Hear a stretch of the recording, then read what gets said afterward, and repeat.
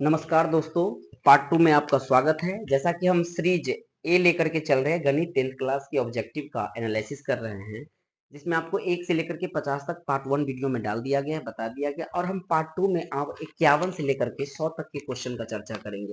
आपका ये 51 number question है।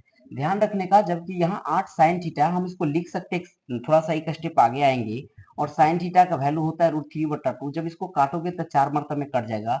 ये निर्देशांक अपने आप को क्या मिला, 4√3,0। वहीं दूसरी दूरी की बात करूं तो ये तो 0 दिया हुआ है, ध्यान रखने का। और यहाँ पे आपको 8 cos 60 डिग्री का वैल्यू कितना होता है, तो 1/2 होता है। इसको काटोगे तो ये निकल जाएगा 0,4। और दूरी सूत्र से अगर इसका निर्देशांक a मान लो, इसका निर्देशांक b मान लो, हम a b बराबर जानते हैं रूट अंडर क्या होता है, x2 माइनस x1 का whole square plus y2 minus y1 का होल स्क्वायर।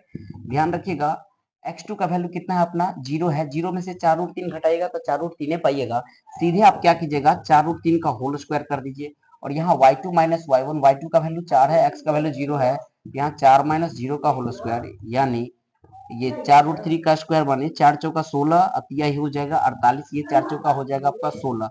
48 और 16 को जोड़ोगे तो ये कितना हो जाएगा आपका 64 हो जाएगा। और 64 के बाहर कितना निकलता है, 8। ये ऑप्शन नंबर आपका ए देखने को मिलेगा, करेक्ट आंसर है आपका ए। वही हम 51 के बाद क्वेश्चन नंबर 52 की बात करूं तो क्वेश्चन नंबर 52 में आपसे क्या क्वेश्चन पूछा जा रहा है कि मूल बिंदु से, ये है ना, एक निर्देशांक दिया है 0,0, मूल बिंदु से आपको तथा एक बिंदु P निर्देशांक एक्स वाई के लिए दूरी OP क्या है, एक O है और एक बिंदु आपको P दे दिया, जिसका डाटा x, y दे दिया है। यहाँ से लेकर के यहाँ तक की दूरी चाहिए, यानी OP बराबर मूल बिंदु से हमेशा दूरी सूत्र क्या होता है, x2 माइनस x1। ऐसे भी निकालेगा तो निकल जाएगा सीधे आपका x square plus Y square. ये ऑप्शन आपको बी नंबर में आपको करेक्ट देखने को मिलेगा। उत्तर बी आपका क्या हो जाएगा, सही हो जाएगा। 52 के बाद हम लोग 53 नंबर क्वेश्चन में चर्चा करेंगे। 53 नंबर क्वेश्चन में कह रहा है कि y अक्ष, ये दिया है ना, y अक्ष ऐसे करके लगाया है से y अक्ष से बिंदु 12,14 का दूरी क्या है। सबसे पहले आप देखिए, ये y अक्ष है और y अक्ष से इधर ही दूरी जाओगे ना, तो इधर जब जाओगे तो y अक्ष से जब आपको दूरी पूछे तो x का वैल्यू आपको देना पड़ेगा। तो y अक्ष से सीधा दूरी कितना हो जाएगा आपका 12, क्योंकि y से दूर जाएंगे। यहाँ देखो 1 2 3, ये y अक्ष ये होता है। इधर से जाओगे, जब y अक्ष से आपको दूरी पूछेगा तो आपको 12 में उत्तर देना है। x अक्ष से पूछता तो आप कितना देते, 14 देते, क्योंकि x अक्ष के लिए आपको y का वैल्यू ऊपर 14 तरफ जाना पड़ता। तो ये देखिएगा, इसमें ऑप्शन नंबर 12 जो है आपका ऑप्शन ए में आता है, ये आपका करेक्ट आंसर है। 12 के बाद हम लोग 52 के बाद 53 के बाद हम लोग 54 नंबर क्वेश्चन में चर्चा करेंगे। 54 नंबर में कह रहा है कि -6, -8, इसमें आपसे कोटि का मान पूछा जा रहा है। हम लोग जानते हैं जो x का जो निर्देशांक होता है, x वाले जो पॉइंट होती है वो होता है भुज, और y वाले क्या होता है, कोटि। तो कोटि का मान सीधा आपका इसमें झलक रहा है -8। आप बी उत्तर में टिक मार देते, -8 वाले को हम लोग क्या कहते हैं, कोटि कहते हैं। 55 नंबर क्वेश्चन की चर्चा किया जाए। 55 नंबर में पूछ रहा है 3, -4 ये किस पाद में है। हम लोग कोऑर्डिनेट में जानते हैं कि ये प्लस प्लस होता है, ये माइनस प्लस होता है, ये माइनस माइनस होता है, और ये आपका प्लस माइनस होता है। अपना डाटा है प्लस और माइनस। ये प्लस माइनस किस में जा रहा है, चौथे नंबर कोऑर्डिनेट में जा रहा है, अर्थात x का वैल्यू पॉजिटिव में है और y का वैल्यू किस में आ रहा है, आपको निगेटिव में। तो कंफर्म कह सकते हैं कौन पाद में चला जाएगा, चतुर्थ पाद में चला जाएगा, ध्यान रखने का। उसके बाद हम लोग, लाइट आ गया इसलिए आपको अच्छा लगता होगा वीडियो देखने में। 55 के बाद हम लोग 56 नंबर क्वेश्चन की चर्चा करेंगे। 56 नंबर क्वेश्चन में आपको क्या कहा जा रहा है, गौर से देखिएगा, पन्ना पलटिए, बारीकी से सब आंसर आप मिलाते चलिए। 56 नंबर में पूछा जा रहा है निम्नलिखित में कौन सा बिंदु जो है द्वितीय चतुर्थांश में है। हम अब ये बताए हैं, ये प्रथम चतुर्थांश में आपको पॉजिटिव पॉजिटिव आता है, सेकंड में आता है आपको माइनस और प्लस। देखिए किस वाले कंडीशन में आपको माइनस और प्लस, यानी बी उत्तर को देखोगे तो ये डाटा -3 आता है और ये 2 आता है, अर्थात बी करेक्ट आपका आंसर हो जाएगा, क्योंकि ये माइनस में और ये प्लस में है। 57 नंबर क्वेश्चन की चर्चा किया जाए तो 57 में पूछा जा रहा है 4, -4 और एक डाटा दिया हुआ है -4,4। इसको मिलाने वाली मध्य बिंदु पूछा जा रहा है। अगर मान लो ये ए है और बी है, और इस पॉइंट को इस पॉइंट से मिलाने के लिए एक बिंदु मान लीजिए हम पी लेते हैं, मध्य बिंदु। और मध्य बिंदु का सूत्र हम लोग जानते हैं क्या होता है, x1 जोड़ x2/2 कॉमा y1 जोड़ y2/2। शॉर्टकट में बना लीजिए, x1 का वैल्यू 4 दे दो और x2 का वैल्यू -4, दोनों होकर के 0/2 हो जाएगा। फिर y2 का वैल्यू आप y1 का वैल्यू -4 लो, इसका वैल्यू 4 लो, ये भी आपका 0/2 भाग दोगे 0 से 0 में तो ये आपका 0,0 आ रहा है और ये 0 0 किस ऑप्शन में आपको बी उत्तर में है, तो बी नंबर ऑप्शन आपका करेक्ट सही हो जाएगा। 56 के बाद हम लोग 57 के बाद हम लोग 58 नंबर क्वेश्चन में चर्चा करेंगे। 58 नंबर क्वेश्चन आपसे कहा रहा है कि रेखाखंड एक ए बी दिया हुआ है। मान लो एक रेखाखंड आपका ए है और एक बी है। ए का पॉइंट कितना दिया है 2,4 और बी का पॉइंट कितना दिया हुआ है आपको। रेखाखंड ए बी के मध्य बिंदु आपको ये मान लो कि इसी क्वेश्चन को रिवर्स यहाँ कर दिया है। मध्य बिंदु आपको 2,4 दे दिया है, मध्य बिंदु 2,4 और ए का नियामक बिंदु कितना दिया हुआ है 5,7। ए का नियामक बिंदु दिया है 5,7। आपसे बी का मान लो पूछ रहा है कि बी का नियामक बिंदु क्या होगा। देखो ना लास्ट में बोल रहा है बी का नियामक बिंदु। हम लोग जानते हैं कि P into X comma Y बराबर क्या होता है x1 जोड़ x2 बट्टा 2 कॉमा y1 जोड़ y2 बट्टा 2। ये मध्य बिंदु का सूत्र है। अगर P निकाल रहे हैं तो हम P के जगह क्या पुट कर सकते हैं, कहो 2,4 बराबर x1 का वैल्यू कितना देंगे 5 प्लस x2 का वैल्यू कितना देंगे x/2 और y1 का वैल्यू कितना देंगे अपना 7 प्लस y2 का वैल्यू कितना देंगे y/2। देखा जाए तो ये वाले जो डाटा है ना ये 2 के बराबर होगा और ये वाले डाटा किसके बराबर होगा 4 के बराबर। हम लिख सकते हैं 5 प्लस x/2 बराबर 2, कुनमा कुनमी से गुना कर दीजिए, 1 को 5 से गुना करोगे 5 प्लस x बराबर 2 गुना 4 यानी x का वैल्यू -1 आएगा क्योंकि 5 को इधर ले जाओगे तो 4 में से 5 घट के -1 दे देगा। वहीं 4 बराबर क्या कर सकते हैं y के जगह वाले को y वाले के बराबर करना पड़ेगा ना, तो 7 प्लस y/2 कुनमा कुनमी से गुना कीजिए, 1 को 7 से गुना कीजिए, 7 प्लस y बराबर 4 दूना 8 यानी y का वैल्यू आ जाएगा आपको प्लस में 1 क्योंकि 7 छोटा है और उस तरफ जाने पर आपको माइनस में आ जाता है। यानी अपना निर्देशांक कितना आया -1,1 और ये -1,1 आपको कौन सा ऑप्शन में है, आपका डी उत्तर आपका करेक्ट हो जाएगा। Option number D question number 58 का। 58 के बाद हम लोग 59 में आते हैं। 59 नंबर क्वेश्चन आपसे क्या कह रहा है गौर से पढ़िएगा और ऑप्शन मिलाइएगा। 59 कह रहा है कि किसी वृत्त के व्यास के सिरों, जैसे अगर ये वृत्त है और वृत्त का अगर व्यास का सिरा हमेशा सेंटर से पास होगा, एक निर्देशांक आपको दिया हुआ है 10, -6 और एक निर्देशांक दिया हुआ है आपको -6, 10 दिया हुआ है ना। तो वृत्त का आपको केंद्र पूछा जा रहा है। केंद्र जब भी हुआ तो बीच में हुआ ना, अर्थात मध्य बिंदु आपसे पूछा जा रहा है और मध्य बिंदु का सूत्र होता है x1 जोड़ x2 बट्टा में 2 y1 क्योंकि y1 का वैल्यू आपका -6 है जोड़ y2 बट्टा में 2। देखो 10 में से 6 हटाओगे तो 4/2 और 10 में से ये 6 हटाओगे तो ये भी हो जाएगा 4/2। काट कोट के आपको कितना कितना आ रहा है 2,2 और ये 2,2 किस ऑप्शन में आपका बी नंबर उत्तर में है। बी आपका क्या हो जाएगा करेक्ट आंसर हो जाएगा ऑप्शन नंबर बी 59 का।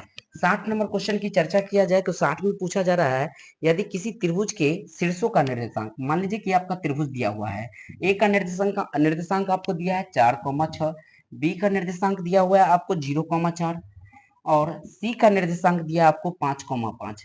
डाटा थोड़ा एक बार मिला लीजिएगा 4 6 0 4 और 5 5।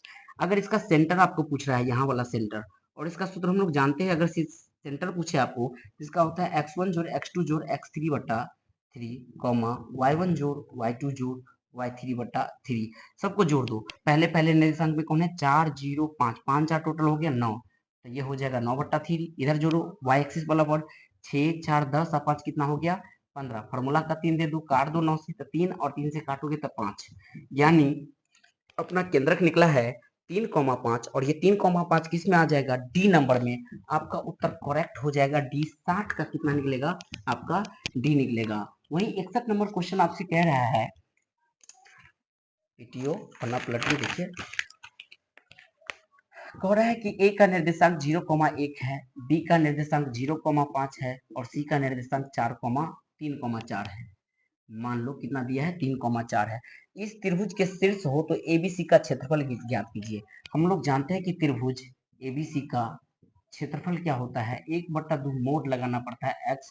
एक ट्रिक समझ जाना, x into Y minus Y लिख देना प्लस फिर x into Y minus Y लिख देना और plus x into Y minus Y लिख देना, मोड लगा देना। ये हो जाएगा x1, ये हो जाएगा x2, एक हो जाएगा x3 और एक कोड होता है 23 31 12।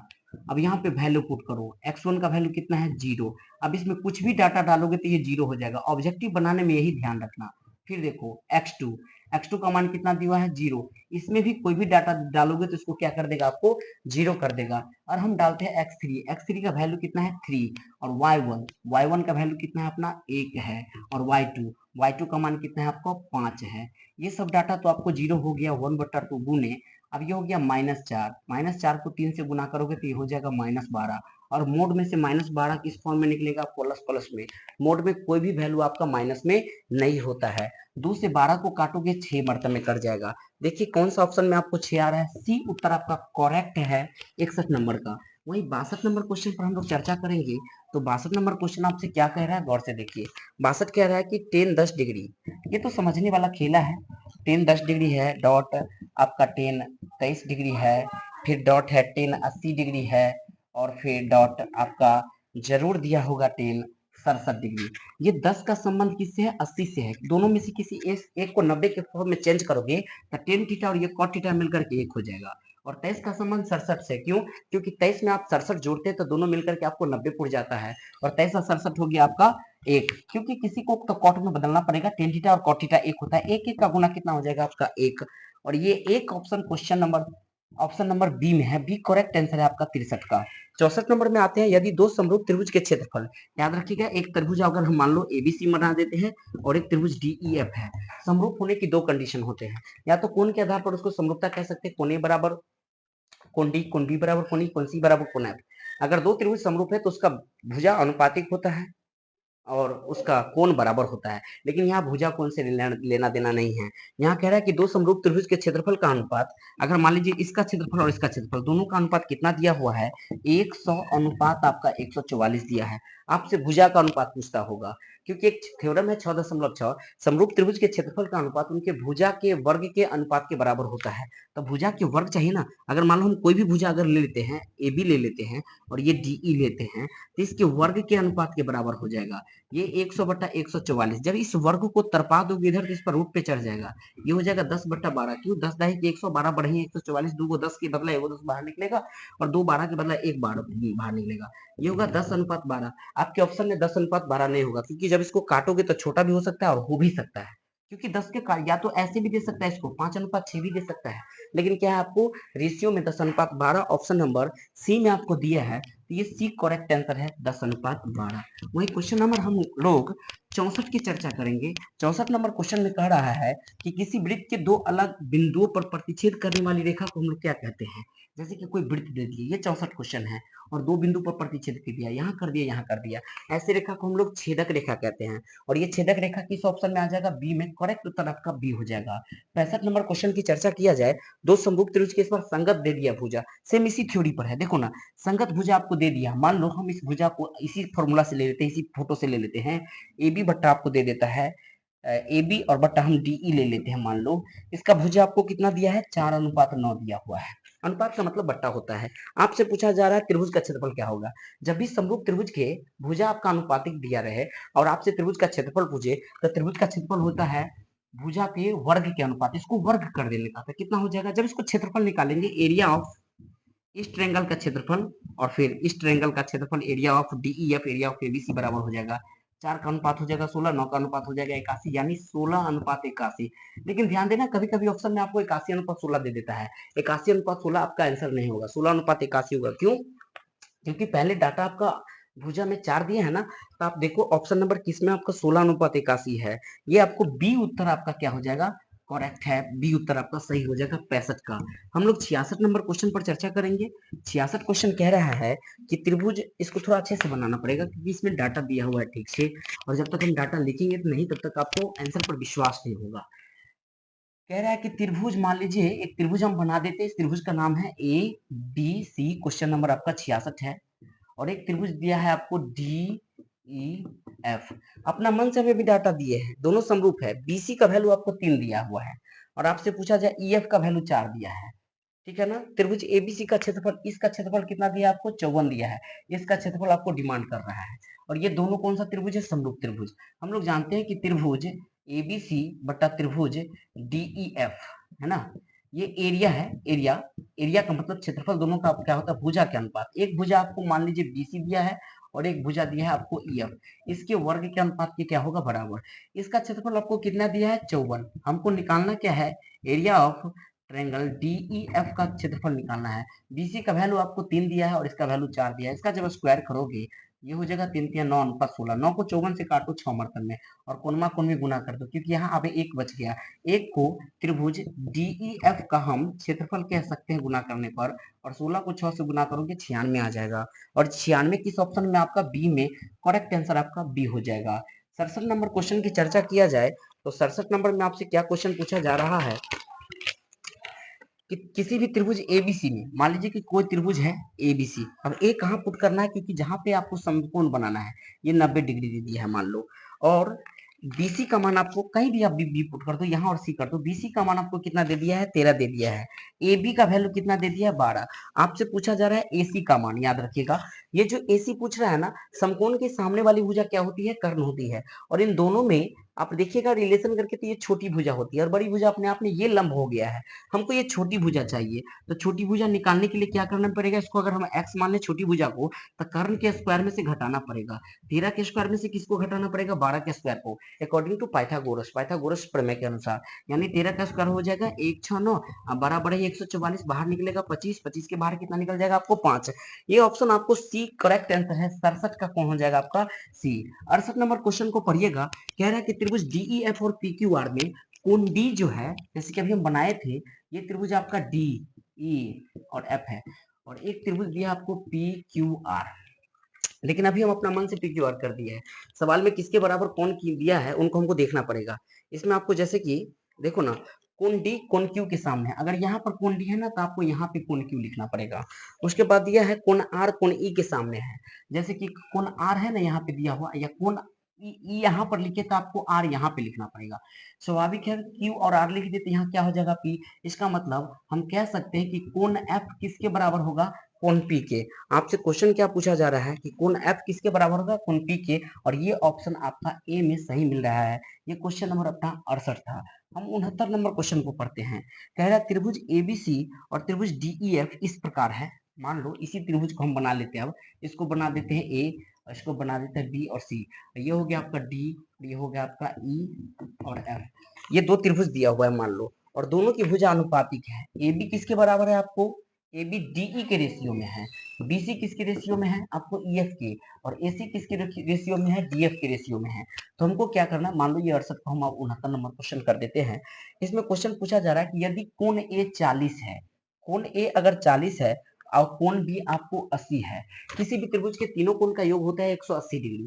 अगर 40 और 80 को जोड़ दोगे तो 814, 8 4 12 120, यानी ये वाला कोण C आपको कितना निकल जाएगा, आपको 60 डिग्री। और देखिएगा इसमें क्वेश्चन पूछा जा रहा है आपसे F से। स्वाभाविक है कोण C किसके बराबर है, कोण F के। अगर कोण C 60 है तो कोण F भी कितना निकलेगा, 60, क्योंकि समरूप त्रिभुज में कोण हमेशा अनुपातिक कोण तो होता ही नहीं है, बराबर में होगा। तो कोण C किसके बराबर होगा, कोण F के, और 60 डिग्री है। ये ऑप्शन करेक्ट है आपका C। 70 नंबर क्वेश्चन की चर्चा किया जाए कि इसमें दिया रहा है कि दो प्रतिच्छेदी वृत्तों के उभयनिष्ठ स्पर्श रेखा की संख्या क्या होगा। मान लीजिए कि दो प्रतिच्छेदी है, इसमें हम कितने स्पर्श रेखा खींच सकते हैं, दो स्पर्श रेखा खींच सकते हैं। इसका करेक्ट उत्तर आपका बी हो जाएगा। 71 नंबर क्वेश्चन की चर्चा करते हैं। किसी भी बाह्य बिंदु, अगर मान लीजिए कोई वृत्त है और बाह्य बिंदु ये क्या है आपका P है, किसी भी बाह्य बिंदु P से वृत्त पर एक स्पर्श रेखा दिया हुआ है PA और एक स्पर्श रेखा दिया है PB। ये मान लीजिए कि आपका PA है और ये आपका PB है, और दो स्पर्श रेखा खींची गई। तो यदि PA बराबर 8 है, क्योंकि दोनों आपको बराबर होता है, 10.1 थ्योरम में आप सिद्ध किए होंगे PA बराबर PB, ये सिद्ध कीजिए स्टेप से, यानी 10.2 में कोई थ्योरम है ऐसा जो दोनों 10.2 ही है कि दोनों भुजा क्या होता है आपस में बराबर। अगर ये 8 है तो ये भी कितना हो जाएगा आपका 8। पीबी डिमांड कर रहा था और ऑप्शन आपका करेक्ट सही है, बी उत्तर होगा 8 सेंटीमीटर। क्वेश्चन नंबर 72 की चर्चा किया जाए। 70 के बाद 71 हो गया है। 72 नंबर में क्या क्वेश्चन पूछा जा रहा है, 72 में कह रहा है कि यदि पी और पीबी किसी बाह्य बिंदु, वही क्वेश्चन को देखो ना, पी और पीबी, इसी को हम 72 कर देते हैं। मान लो पी और पीबी बाह्य बिंदु से, और यहाँ पर सेंटर ओ है और एक कोण बना रहा है मान लो। अब इसको 8 सबको भूल जाओ, ये क्वेश्चन चेंज हो गया, 72 हम कर दिए हैं। इसमें आपको दो स्पर्श रेखाएं हैं जिसमें APB आपको दिया APB, ये कोण कितना दिया हुआ है, APB का मान 80 दिया हुआ है। अगर आप इसको बीचे बीच अगर निकाल देते हैं तो ये वाला हो जाएगा 40 और ये वाला भी कितना हो जाएगा आपका 40। और किसी भी बाह्य बिंदु से वृत्त पर खींची गई स्पर्श रेखा कितना डिग्री बनाता है, 90। और ये त्रिभुज मान लीजिए कि हम PAO या OAP कुछ भी कीजिए, इस त्रिभुज में बात करें तो एक कोण आपको 40 दिया हुआ है, एक कोण आपको 90 दिया हुआ है, तो ये वाला कोण तो निकल जाएगा ना। ये कोण कितना निकलेगा, ये कोण 180 में से घटा दो, 9 4 13 130 और 180 में से घटाओगे तो ये वाला कोण कितना आ गया 50। आपसे क्वेश्चन क्या पूछा जा रहा है, POA यही तो पूछा है, ये वाला कोण यानी 50 डिग्री निकल रहा है। और ये ऑप्शन किस में आ जाएगा आपको, बी में।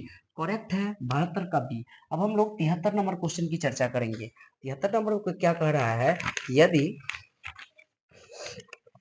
वृत्त पर स्थित किसी बिंदु पर खींची गई स्पर्श रेखा स्पर्श बिंदु से होकर जाने वाली त्रिज्या पर क्या होगी। जैसे देखो यह ना, यह स्पर्श रेखा खींची और यहाँ केंद्र है, यहाँ से जब त्रिज्या पर क्या होगा, ये समकोण बनाएगा। कितना डिग्री बनाएगा आपको, 90 डिग्री।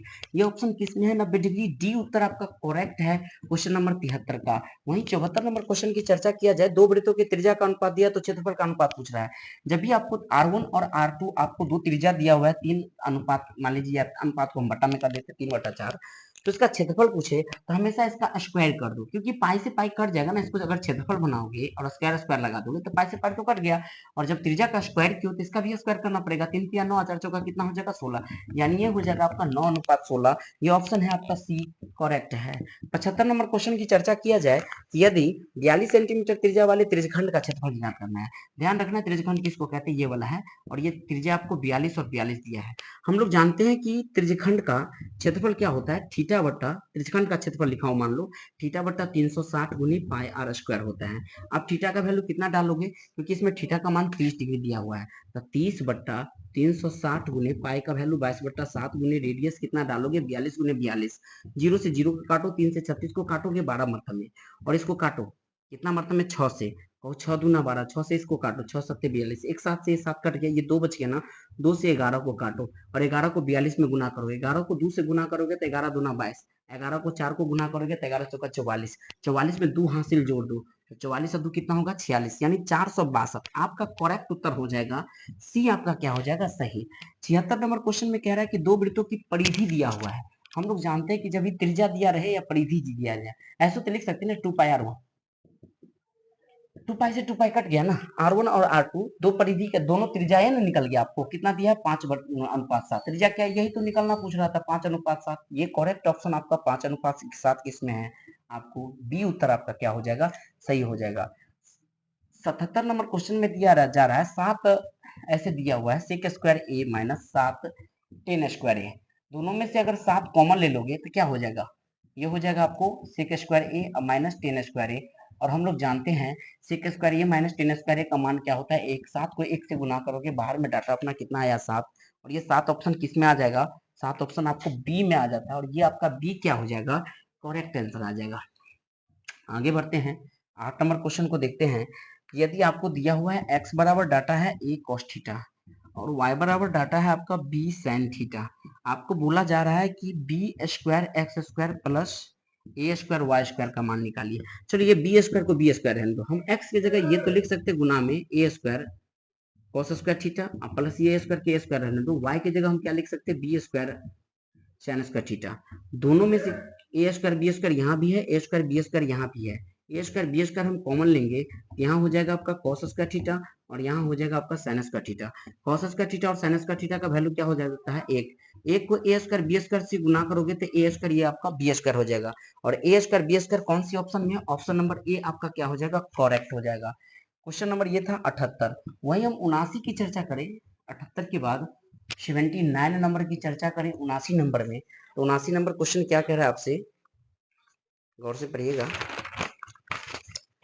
एक मीनार के शीर्ष का उन्नयन कोण, ये मान लो कि मीनार है, मीनार के शीर्ष का उन्नयन कोण आपको कितना दिया हुआ है, ये समकोण पर ही मीनार खड़ा रहता है, 60 डिग्री दिया है। और उन्नयन कोण पाद बिंदु से, मीनार का पाद बिंदु ये हो गया, पाद बिंदु से कितना मीटर दूरी पर है, 10 मीटर की दूरी पर है, तो आपको मीनार का ऊंचाई पूछ रहा है। एच और आधार का संबंध टेन से होता है, हम इसको लिख सकते हैं टेन थीटा बराबर लंब बट्टा आधार कितना देंगे 10, और टेन 60 का वैल्यू कितना होता है, कहो √3 बट्टा में एक को एच से गुना करोगे, एच बराबर कितना आ जाएगा 10√3, और ये 10√3 आपके ऑप्शन नंबर बी आपका क्या हो जाएगा, आपका करेक्ट हो जाएगा। वहीं हम क्वेश्चन नंबर 80 में आएंगे। 80 नंबर क्वेश्चन क्या करे, एक पतंग पृथ्वी से 30 मीटर की ऊंचाई पर है। मान लीजिए कि एक पतंग आपका क्या हो रहा है, यहाँ पे उड़ रहा है, पृथ्वी से कितने मीटर की ऊंचाई पर उड़ रहा है, 30 मीटर की ऊंचाई, और पतंग में धागा लगा रहेगा, है ना। ये धागा लटाई है, मान लीजिए यहाँ पे कोई लटाई बांध दिए हैं, कितना डिग्री कोण पे है, तो 60 डिग्री कोण पे है। आपसे पूछा जा रहा है कि डोरी की लंबाई, तो डोरी का मतलब हो गया कर्ण, कर्ण और लंब का संबंध किसमें होता है, आपको साइन थीटा में। हम डायरेक्ट लिख देंगे साइन 60 डिग्री बराबर लंब का वैल्यू हो जाएगा 30, और कर्ण का वैल्यू हमको तो निकालना है, इस कर्ण को या धागा की लंबाई को हम एच मान लेते हैं, या एक्स कुछ भी मान लीजिए, डाटा मानने से कोई लेना देना नहीं है। साइन 60 का मान पुट कर दीजिए, कितना होता है √3/2, ठीक है। और ये इसको हम 30 को लिख सकते हैं ऐसे करके 10 गुने 3, ठीक है ना। √3 को इस 3 से काटोगे तो यहाँ √3 बच जाएगा, h को 1 से गुना करोगे h, 10 को 2 से गुना करोगे तो 10 दूना 20 रूट कितना हो जाएगा 30, 3, ये 20√3 कौन सी ऑप्शन में है आपको, तो सी उत्तर आपका करेक्ट हो जाएगा 80 नंबर का। अब हम लोगों को मात्र 20 क्वेश्चन बचा है, थोड़ा फास्ट में खींचेंगे। 21वां नंबर 81 नंबर क्वेश्चन को देखेंगे। 81 कह रहा है दो गोले के आयतन, दो गोले का मतलब हो गया 4/3 होता है ना, पाई r1 क्यू, एक गोला दिया 4/3 पाई r2 क्यू, ये 4/3 पाई से 4/3 पाई क्यों कट गया है। आयतन का अनुपात कितना दिया है 64:125, दोनों 3 के बदला हम एगो 3 ले लेते हैं, और इस 3 को इधर फेंक देंगे तो इस पे चढ़ जाएगा, और ये कह रहा है कि हमको 3 की जोड़ा में बाहर निकालिए, अर्थात 64 को हम लिख सकते हैं 4 गुने 4 गुने 4, तो 125 को लिखते हैं 5 गुने 5 गुने 5, इससे क्या निकल जाएगा 4/5, ये r1/r2। आपसे क्या पूछा जा रहा था, क्षेत्रफल का अनुपात, हम तो ये त्रिज्या का अनुपात निकाले है ना, क्षेत्रफल का अनुपात, अगर दोनों गोला के क्षेत्रफल का अनुपात देखिएगा तो होता है 4πr1² और 4πr2², 4 पाई से 4 पाई कट गया, r1 का वैल्यू 4 है तो 4 का स्क्वायर करना पड़ेगा, r2 का वैल्यू 5 है तो 5 का क्या करना पड़ेगा स्क्वायर, यानी 4 चौका 16/25, ये हो जाएगा आपका 16:25, करेक्ट उत्तर है आपका 16:25, सी ऑप्शन आपका करेक्ट है। वहीं हम 82 नंबर क्वेश्चन की चर्चा करेंगे, आर त्रिज्या वाले अर्धगोले का संपूर्ण पृष्ठीय क्षेत्रफल क्या होगा। हम लोग जानते हैं कि गोले का पृष्ठीय क्षेत्रफल होता है 4πr², लेकिन जब इसको अर्धगोले के फॉर्म में बदल देंगे ऐसे, अगर सिंपल आपका अर्धगोला का पृष्ठीय क्षेत्रफल पूछता तो सीधे 2πr² देते, लेकिन यहाँ पे अर्धगोला का आपका संपूर्ण पृष्ठीय क्षेत्रफल पूछ रहा है, तो अर्धगोला का आधा का 2πr² और ऊपर एक वृत्त की आकृति जैसी है, उसमें एक वृत्त का क्षेत्रफल जोड़ना पड़ेगा, तो टोटल कितना हो जाएगा आपका 3πr², और ये ऑप्शन कौन सी है 3πr², आपका सी उत्तर करेक्ट है 3πr²। वहीं क्वेश्चन नंबर हम लोग 84 में चलेंगे, और 84 नंबर क्वेश्चन आपसे क्या कह रहा है उसको गौर से पढ़िए। 84 नंबर क्या है, यदि किसी शंकु के वक्र पृष्ठीय क्षेत्रफल, सबसे पहले एक शंकु फास्ट में ड्रॉ कर लीजिएगा, और उसका वक्र पृष्ठीय क्षेत्रफल दिया हुआ है। हम लोग जानते हैं कि शंकु के वक्र पृष्ठीय क्षेत्रफल होता है पायरल, पृष्ठीय क्षेत्रफल इतना होता है पायरल, लेकिन पृष्ठीय क्षेत्रफल आपको दिया है 880 cm², जिसमें आपको त्रिज्या दिया है 14 सेंटीमीटर, तो इसका त्रिज्या ऊंचाई ज्ञात करना है। त्रिज्या कितना दिया आपको 14, हम पाई का वैल्यू 22/7 पुट कर दीजिए, त्रिज्या का वैल्यू 14, और यही एल आपसे पूछ रहा है। यहाँ पर काट कूट का खेला बिला है, 7 से 14 को काटोगे 2 मरतब में, 22 2 का गुना करोगे 44, ये कितना हो गया 44, 44 से 88 में भाग दोगे 2 मरतब में, यानी एल का वैल्यू सीधे कितना निकल जाएगा आपको 20, और ये 20 सेंटीमीटर किस ऑप्शन में, ऑप्शन नंबर बी आपका क्या हो जाएगा करेक्ट उत्तर हो जाएगा। क्वेश्चन नंबर 85 की चर्चा करते हैं। यदि किसी घन के विकर्ण, हम लोग जानते हैं घन का विकर्ण होता है √3 गुने भुजा, लेकिन आपका घन का विकर्ण दिया कितना है, आपको दिया है 2√3 दिया हुआ है, दिया है ना, घन का विकर्ण बराबर घन का विकर्ण कर लो, और इस √3 से ये √3 कट गया तो भुजा आ गया 2। आपसे क्वेश्चन पूछ रहा है कि इसका कोण क्या होगा, घन में 12 कोण होता है, कोण बोले तो किनारा, और किनारा यही भुजा ही अपने आप में किनारा हो गया, आपका 2 सेंटीमीटर इसका हो जाएगा घन का किनारा। ऑप्शन नंबर ए क्या हो जाएगा आपका करेक्ट आंसर हो जाएगा। 86 नंबर क्वेश्चन के देखेंगे, किसी घन के किनारा को दुगुना कर दिया जाए, मान लीजिए कोई घन है, घन का किनारा ए है, इसके किनारा को अगर दुगुना कर दिया जाएगा तो इस पर किस चीज पर प्रभाव पूछ रहा है, तो क्षेत्रफल के कुल पृष्ठीय क्षेत्रफल पहले के कुल पृष्ठीय क्षेत्रफल का कितना गुना होगा, इसका जो कुल पृष्ठीय क्षेत्रफल निकालोगे तो इसमें भी 6 रखना पड़ेगा, 2a का क्या करना पड़ेगा होल स्क्वायर, और पहले अगर किनारा a था और इसका भी निकालोगे तो 6a स्क्वायर। देखो 6 से तो 6 कट गया, 2 को a से गुना करोगे तो 2 गुना कितना हो जाएगा, ये होगा 4a स्क्वायर, ये सिर्फ a स्क्वायर रह गया। इस a स्क्वायर का ये कितना गुना ज्यादा है, 4 गुना, तो चौगुना कौन सा ऑप्शन में, आपको ऑप्शन नंबर बी क्या हो जाएगा, आपका करेक्ट उत्तर हो जाएगा 86 का बी। वही हम लोग 87 नंबर क्वेश्चन की चर्चा करेंगे। 87 कर है किसी गोले के कुल पृष्ठीय क्षेत्रफल और उनकी त्रिज्या और अर्धगोले के कुल पृष्ठीय क्षेत्रफल का अनुपात क्या होगा। गोले का कुल पृष्ठीय क्षेत्रफल होता है 4 पाई r स्क्वायर, ठीक है ना। और उसी त्रिज्या वाले अर्धगोले के कुल पृष्ठीय क्षेत्रफल, तो अर्धगोले के कुल कुल पृष्ठीय क्षेत्रफल अभी हम लोग लिखे थे 3 पाई r स्क्वायर होता है। पाई r स्क्वायर से पाई r स्क्वायर कट गया 4/3, यानी इसका ऑप्शन हो जाएगा 4:3। ऑप्शन डी क्या हो जाएगा, इसका करेक्ट हो जाएगा क्वेश्चन नंबर 87 का। 88 नंबर क्वेश्चन की बात करेंगे। यदि किसी अर्धगोला का वक्र पृष्ठीय क्षेत्रफल दिया है, हमको संपूर्ण नहीं दिया है, यहाँ पे देखो वक्र लिखा है, तो अर्धगोला का वक्र पृष्ठीय क्षेत्रफल होता है आपका 2 पाई r स्क्वायर, लेकिन वक्र पृष्ठीय क्षेत्रफल दिया कितना है, 1 2 3 2 1232 दिया हुआ है। वैल्यू पुट कीजिए, 2 गुने हम 22/7 गुने आर स्क्वायर 1232 पुट करेंगे, काटो 11 से काटो, 11 दूना 22, यहाँ पर काटो 11 का 11, 1 3 13, 13 में 11 से भाग दोगे एक मतलब में, फिर 13 में से 11 हटाओगे तो 2 2 पर 2 हो जाएगा 22, 11 दूना 22 यानी 112 हो गया। फिर 4 से काटो, 2 गुना 4 हो गया ना, 4 से इसको काटो, 4 से काटोगे तो 4 दूना 8, 3 पर 2 32, 4 7 28 यानी 28 मतलब में कट गया। हम लिख सकते हैं आर स्क्वायर बराबर, अभी रूट मत चढ़ाओ, सीधे 28 गुने 7 कूद के नीचे वाला डाटा ऊपर आ जाएगा 7 यहाँ पे। अब आर को इधर फेंकोगे, 28 को तोड़ोगे तो 2 दूना 4 7 28 और ये वाला 7 दे दो, दो दो जोड़ा बन के निकल जाएगा, 2 गुने 7 यानी त्रिज्या अपना आ गया 14। आपसे क्या पूछ रहा है, अर्धगोला का त्रिज्या क्या होगा, तो अर्धगोला का त्रिज्या हो गया 14। ऑप्शन नंबर आपका बी करेक्ट आंसर है। हम 88 के बाद अब 89 नंबर क्वेश्चन पे ध्यान देंगे कि 89 नंबर क्वेश्चन आपसे क्या कह रहा है। पीटीओ ना पलटिए। 89 कह रहा है कि cos थीटा प्लस, अगर cos स्क्वायर थीटा बराबर 1 है तो आपसे पूछा जा रहा है sin square theta plus sin के पावर 4 थीटा का मान क्या होगा। समझिएगा, हमको ये मान पूछ रहा है ना, हम इसको लिख सकते हैं sin square theta plus sin square theta dot sin square theta, ऐसे लिख सकते हैं। ये sin लिखा हुआ है क्योंकि sin sin को गुना करोगे स्क्वायर स्क्वायर 4 हो जाएगा।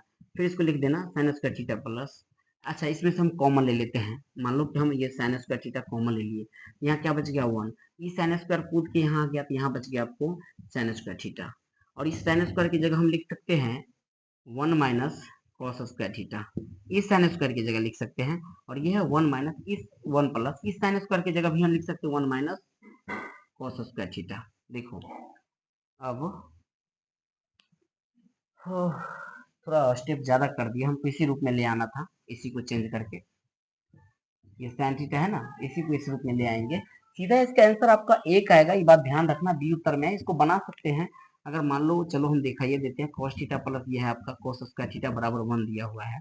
अगर दोनों तरफ अगर हम मान लो कि वर्ग कर देंगे, नहीं वर्ग करेंगे तो सीधे मान लो कि हम cos थीटा अगर कॉमन लेते थे 1 प्लस cos थीटा हो गया, और या cos स्क्वायर की जगह लिख सकते हैं हम लोग cos theta plus 1 minus sin square theta बराबर आपका दिया हुआ है 1।